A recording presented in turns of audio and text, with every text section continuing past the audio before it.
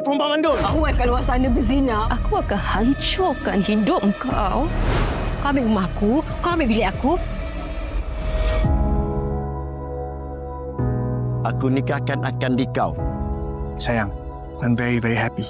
Abang dapat rasakan yang awak betul-betul sayangkan abang. 7 tahun aku sabar dengan kau. Terima kau dengan segala kekurangan kau ni. Kalau aku nak arakkan kau, sampai ketua lah aku tak ada cucu. Kau tu mandul. Dah berapa lama kenal Adli? Baru je. Apa hubungan kau dengan dia? I don't date married men. I guess problem solved. Daripada Adli bawa dia ke hulu ke hilir tak dikatan, baik nikah, halalkan terus. Itu memang sebetul-betul dan sebaik-baiknya.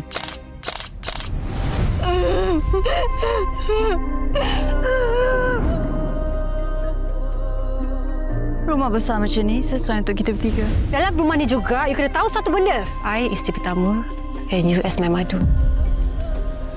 Sekarang, you nak hancurkan kehidupan I macam mana you dah hancurkan kehidupan you sendiri. Lepas ni, kau takkan lupa aku lagi. Kau ambil rumah aku, kau ambil bilik aku, kau nak apa sebenarnya?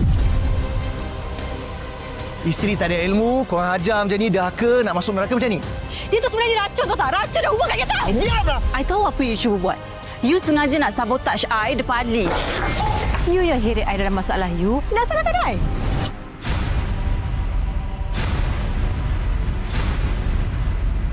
Kalau you tak muncul dalam hidup I, semua ni takkan jadi langsung tau tak? You takkan boleh lari selamanya, Zura.